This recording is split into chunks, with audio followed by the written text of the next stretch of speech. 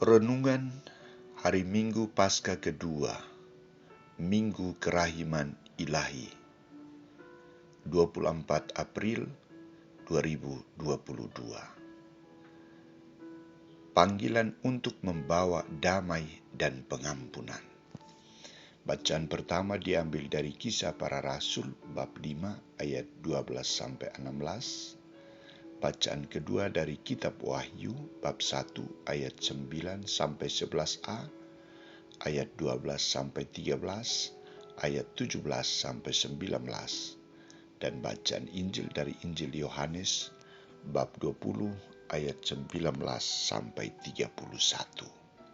Saudara-saudariku terkasih, pola pendekatan yang dilakukan Yesus agar membangkitkan harapan dan meyakinkan para murid akan kebangkitannya ditempuh melalui berbagai cara. Kisah Injil hari ini, Yesus tampil di tengah para murid yang lagi mengalami tekanan dan ketakutan yang sangat luar biasa. Situasi ini memaksa mereka agar menutup semua pintu rumahnya. Maka Yesus hadir dan memberikan sebuah ucapan yang sangat meneguhkan. Damai sejahtera bagimu. Yesus ingin membangkitkan harapan para murid akan suasana baru yang harus mereka alami, yakni suasana damai sejahtera. Mereka diajak agar keluar dari tekanan dan ketakutan, kembali mengalami suasana damai dan sukacita bersama Yesus. Maka sikap Yesus adalah hadir di tengah mereka, menyapa mereka, mengalami keadaan mereka, dan menunjukkan dirinya bahwa Dia sungguh-sungguh Tuhan yang sudah bangkit. Tindakan kedua yang dilakukan Yesus adalah Ia memberikan kekuatan Roh Kudus kepada mereka dan mengutus mereka untuk membawa damai kepada orang lain. Damai yang membebaskan, damai yang memberikan pengampunan. Sama seperti Bapa mengutus aku, demikian pun aku mengutus kamu. Terimalah Roh Kudus. Jika kamu mengampuni dosa seseorang, maka dosanya akan diampuni, dan jika kamu tidak mengampuni dosa-dosa seseorang, maka dosanya tidak diampuni. Saudara-saudariku terkasih, mengapa dalam situasi sulit ini Yesus mengajak dan mengutus para murid agar keluar mewartakan damai dan pengampunan kepada orang lain? Ada beberapa alasan dapat diberikan, yakni pertama, para murid adalah saksi mata kebangkitan Yesus. Maka jika para murid sendiri yang mewartakan kebangkitan Yesus, memberikan kesaksian tentang kebangkitan Yesus sendiri, maka kesaksian itu benar dan hasilnya akan memuaskan. Lukas memberikan catatan dalam bacaan pertama bahwa kehadiran Petrus dan teman-temannya menciptakan komunitas murid-murid Kristus yang semakin bertambah.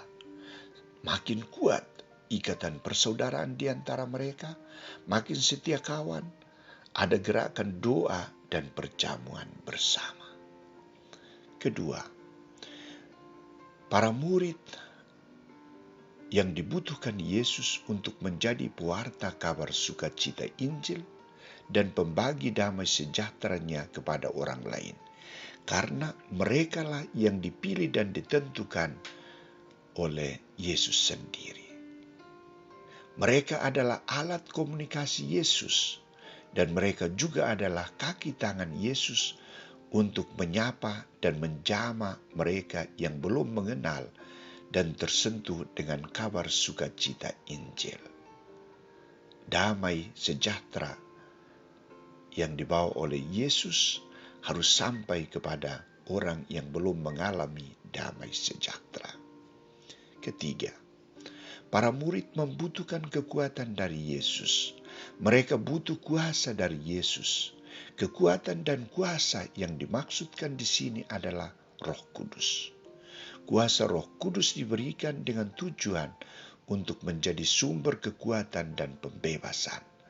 Tindakan pembebasan yang harus mereka lakukan adalah pengampunan dosa. Mereka harus memberikan pengampunan, maka dosa mereka juga akan diampuni. Kuasa untuk memberikan pengampunan. Ampunilah, maka kamu pun akan diampuni. Kerahiman Allah yang penuh sukacita dan damai harus menyentuh semua orang. Harus dibagikan kepada semua orang. Keempat, keberhasilan perutusan merupakan buah dari ketaatan.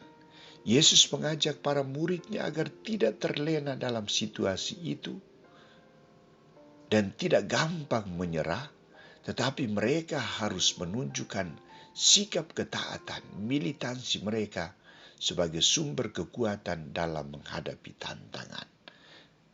Mereka akan gagal bila tidak taat dan utamakan kehendak Allah dalam misi perutusan mereka. Saudara-saudariku terkasih, bagaimana pesan sabda Tuhan ini untuk kita? Para murid yang merasa kehilangan diberi harapan untuk hidup.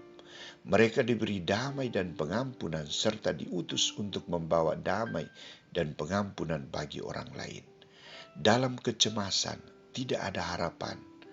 Hidup dalam dosa, Tuhan akan hadir untuk memberikan damai dan pengampunan bagi kita.